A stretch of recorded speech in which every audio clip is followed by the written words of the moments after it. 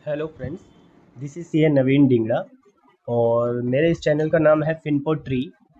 ये मेरी first video है जो मैं आज यूट्यूब पर अपलोड कर रहा हूँ। फिनपो ट्री आज के टॉपिक पे जाने से पहले सबसे पहले मैं आपको फिनपो ट्री है क्या इसकी एक ब्रीफ सी डिस्क्रिप्शन दे देता हूँ कि फिनपो ट्री है क्या। Finpo Tree stands for financial portfolio tree. जैसे कि आप नाम से ही आपको पता लग रहा है कि फाइनेंशियल पोर्टफोलियो ट्री है। जैसे एक नॉर्मल ट्री में बहुत सी ब्रांचेज होती है, वैसे ही फाइनेंशियल पोर्टफोलियो ट्री आपको क्या बताएगा। इसमें आपको हमारे चैनल के जरिए आपको बताया जाएगा कि आप कहाँ कहाँ इन्वेस्ट कर सकते हैं। देखिए, आज के टाइम में सेविंग बहुत ज़रूरी है। अगर आप सेविंग नहीं करते तो आपकी वेल्थ क्रिएट नहीं हो सकती पूरी लाइफ में। तो आज के टाइम में सेविंग और उस सेविंग को आप कहाँ इन्वेस्ट करो ये भी बहुत मोस्ट इम्पोर्टेंट है। अगर आपकी सेविंग सेविंग अकाउंट में ही पड़ी है तो वो आइडल है, उसका कोई यूज़ नहीं हो रहा, तो आपकी वेल्थ बिल्कुल क्रिएट नहीं होएगी। इसलिए हमारा मेन पर्पस है कि आपके लिए वेल्थ क्रिएट करवाना। आप अपनी मनी को कहाँ यूज़ करो, कैसे यूज़ करो, किस किस ऑप्शन आपको हम ऑप्शन प्रोवाइड करेंगे। एक आपको पोर्टफोलियो तैयार करके देंगे जिससे आपका रिस्क कवर भी हो जाए और आपको रिटर्न भी मिले, जिससे आप एक अच्छी वेल्थ क्रिएट कर सको। ये फिनपो ट्री का मेन पर्पस है। तो ये एक ब्रीफ डिस्क्रिप्शन थी फिनपो ट्री के बारे में। और नेक्स्ट हम आपको बताएंगे कि फिनपो ट्री की कौन कौन सी ब्रांचेस है। फिनपो ट्री की ब्रांचेस जैसे अब मैं ऑलरेडी बता चुका हूँ। नाउ ब्रांचेस ऑफ फिनपो ट्री मतलब कि कौन कौन सी फील्ड्स हैं, ब्रांचेस है फिनपो ट्री में जिसमें आपको हम एडवाइस देंगे या आपको सर्विस प्रोवाइड करेंगे या आपकी किसी भी तरह की क्वेरी हम इन ब्रांचेस पे आपको प्रोवाइड करेंगे। लाइक इन्वेस्टमेंट रिलेटेड कहाँ कहाँ आपको इन्वेस्ट करना चाहिए, इक्विटी में, म्यूचुअल फंड में, एसआईपी के जरिए या कि कहीं भी आपको इन्वेस्टमेंट किसी भी तरह की इन्वेस्टमेंट हो, पीपीएफ हो, कहीं भी risk free, non risk free, उसके बारे में आपको बताएंगे। मनी मैनेजमेंट कैसे आपको अपनी मनी का यूज़ करना है।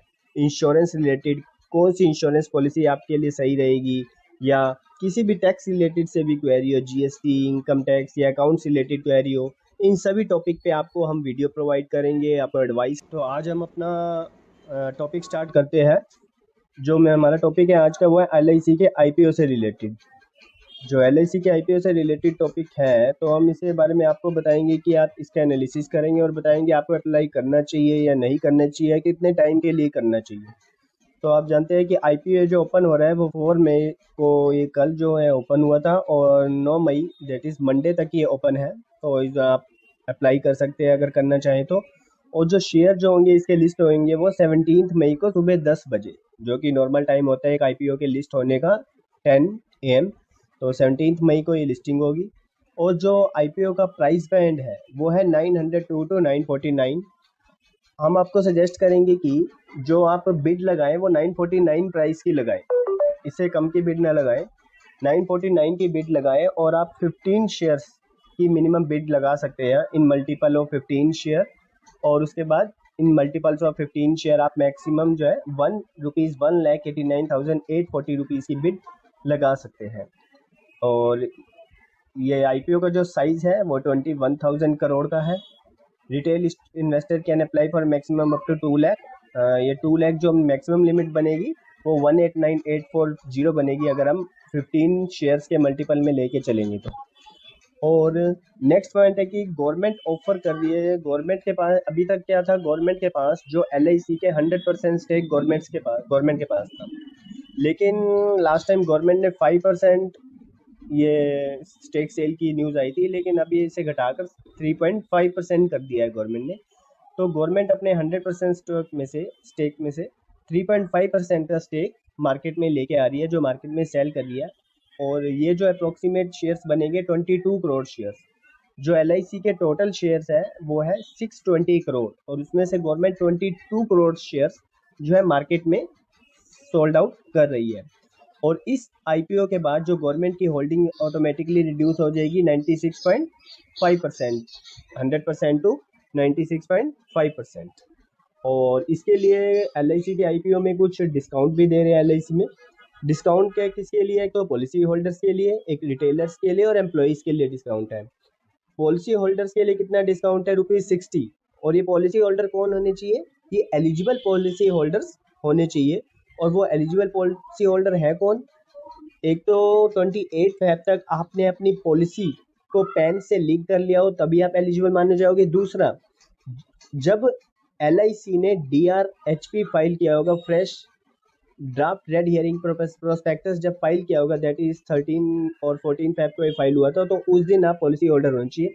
कहने का मतलब है कि आप फैब के महीने में पॉलिसी होल्डर होने बहुत ज़रूरी है, तभी आपको ये डिस्काउंट मिलेगा, अदरवाइज नहीं मिलेगा। फैब के महीने में या उससे पहले 28 फैब तक या उससे पहले आप पॉलिसी होल्डर होने बहुत ज़रूरी है।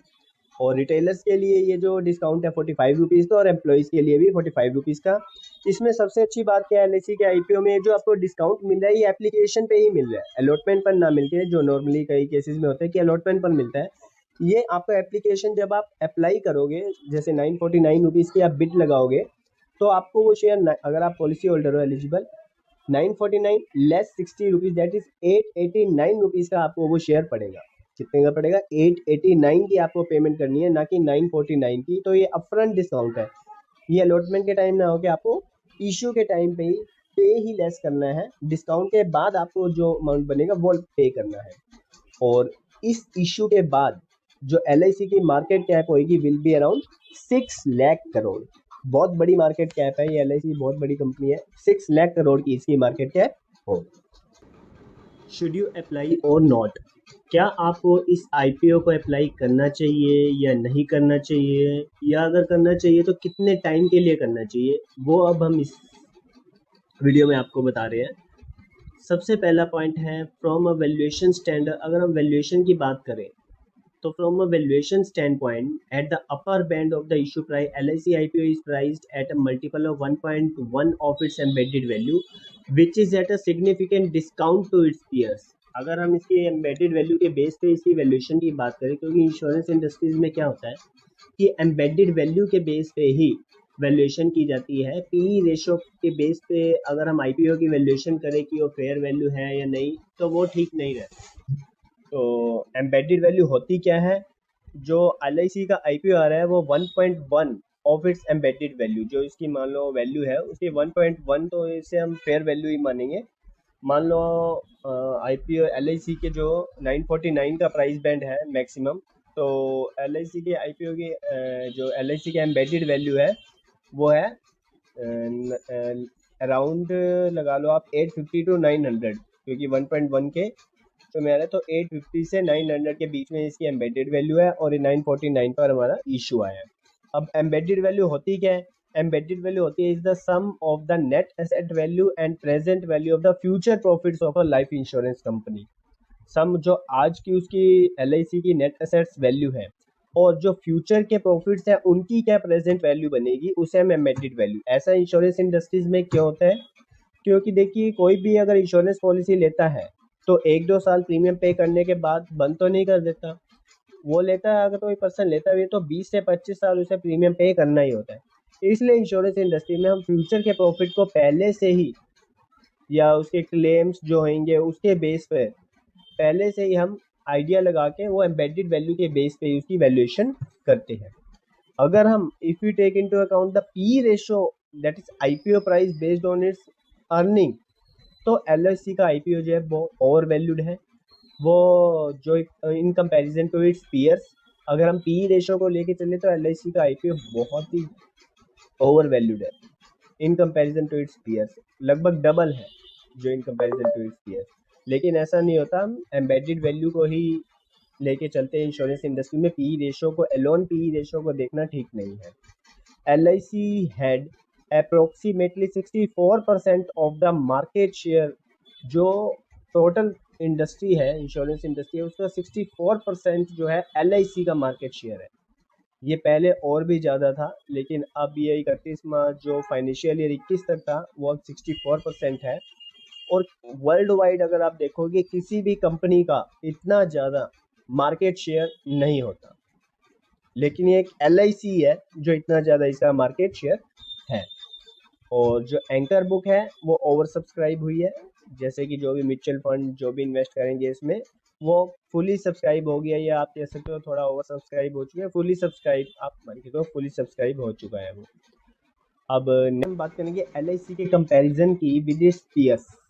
अब LIC का हम कंपैरिजन करेंगे विद इट्स पीयर्स के साथ, चाहे वो HDFC लाइफ हो, ICICI प्रू, SBI लाइफ, जो भी हो। ये जो प्राइवेट सेक्टर के हो गए HDFC लाइफ और ICICI प्रू, तो SBI लाइफ गवर्नमेंट सेक्टर से। अब हम इनसे कंपेयर करेंगे कि क्या वैल्यू है LIC की। अब देखिए आप, जो HDFC की प्राइस टू एम्बेडेड वैल्यू है वो है 3.9 और ICICI प्रू की है 2.5 एंड SBI लाइफ की 3.2 और LIC कितने पे आ रहा है 1.1 ऑफ इट्स एम्बेडेड वैल्यू। तो हम इस एम्बेडेड वैल्यू के बेस पे कंपेयर करें तो LIC का जो IPO है वो डिस्काउंट पर आ रहा है in comparison to its peers. तो आप इसे फेयर वैल्यू मान के चल सकते हैं। लेकिन अगर हम पी रेशो को मान के चले, पी रेशो लेके चले, तो पी रेशो HDFC लाइफ की प्राइस टू अर्निंग रेशो है 92, ICICI प्रू की 98, SBI लाइफ की 72 और LIC की अप्रोक्स 200 से भी अबव है। आप 200 के नियर अबाउट जो LIC की प्राइस टू अर्निंग रेशियो है वो 200 के नियर अबाउट है। मैंने आपको पहले as I already told you कि ये डबल वैल्यू पे आ रहा है अगर हम PE को लेकर चलें, लेकिन इस इंडस्ट्री में हम PE alone is not a good criteria for comparison. Next, HDFC life की अगर हम मार्केट कैप की बात करें इन लैक्स करोड़ में, 1.22 लाख करोड़ HDFC लाइफ की मार्केट कैप, ICICI प्रू की 75,000 करोड़ और SBI लाइफ की 1.08 लाख करोड़ और LIC की 6 लाख करोड़। जैसे कि मैं आपको बता चुका हूँ कि LIC की जो मार्केट कैप है वो है 6 लाख करोड़ हो जाएगी इस IPO के बाद।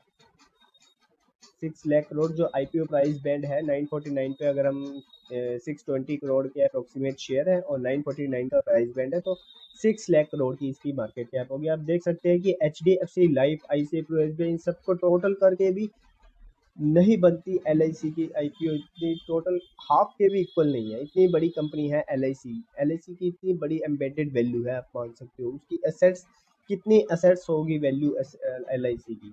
जब 64% मार्केट शेयर है तो इतना मार्केट कैप होना तो लाजमी है। If we compare embedded value then LIC का जो IPO है is fairly valued as compare to its peer, but if we compare P ratio then LIC is very expensive, but in this type of industry PE ratio alone is not a criteria for valuation।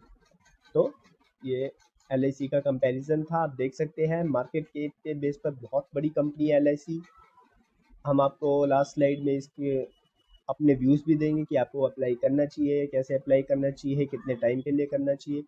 And जो market cap है of LIC is 6 lakh crore at 949 price band, which make it approx 5 times biggest company among its peers।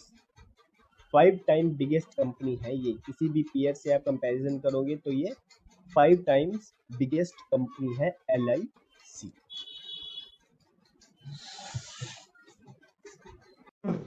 Now Finpo Tree views on LIC IPO। Finpo Tree के क्या views है इस IPO पे?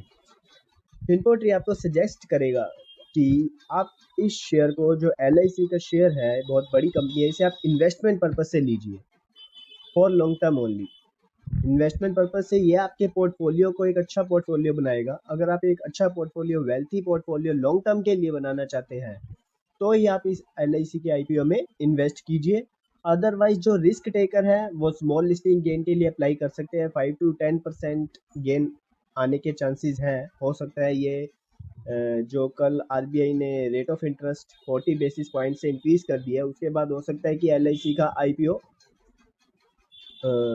Discount बिल्कुल ही gain पे list ना हो, या फिर डिस्काउंट पे भी लिस्ट हो सकता है, या फिर अपने IPO प्राइस पे भी लिस्ट हो सकता है। कुछ नहीं कह सकते क्योंकि ज़्यादा गेन के होने के चांसेस नहीं है। बाकी रिस्क टेकर जो है, अगर वो रिस्क लेना चाहते हैं तो स्मॉल गेन के लिए अप्लाई कर सकते हैं। और रिटेलर और जो पॉलिसी होल्डर है उनके लिए तो ऑलरेडी डिस्काउंट है ही। रिटेलर्स के लिए 45 रुपीज़ का, पॉलिसी होल्डर के लिए 60 रुपीज़ का ऑन द इश्यू प्राइस, तो उन्हें तो डेफिनेटली अप्लाई करना ही चाहिए, लेकिन इन्वेस्टमेंट पर्पज़ के लिए और लॉन्ग टर्म ओनली। हाँ, स्मॉल लिस्टिंग गेन आप चाहते हो कि आज आप अप्लाई करके 1 हफ्ते बाद या IPO वाले दिन आप बेच दीजिए, तो आप रिस्क टेकर है तो कर सकते हैं, ये स्मॉल लिस्टिंग गेन के लिए भी अप्लाई कर सकते हैं। ये है फिनपो ट्री के व्यूज़ इस IPO पे। तो ये थी हमारी आज की वीडियो, हमारा first video of info tree on LIC IPO। I hope you like it my video. हम आगे और भी वीडियोस डालते रहेंगे और उनमें जो भी इम्प्रूवमेंट है हम धीरे धीरे करेंगे। अगर आप अपनी नॉलेज गेन करना चाहते हैं या हमारी कोई एडवाइस चाहते हैं किसी भी टॉपिक्स पर, तो हमारे चैनल को सब्सक्राइब कीजिए। हम टाइम टू टाइम आपको इन्वेस्टमेंट अपॉर्चुनिटीज़ के बारे में, पोर्टफोलियो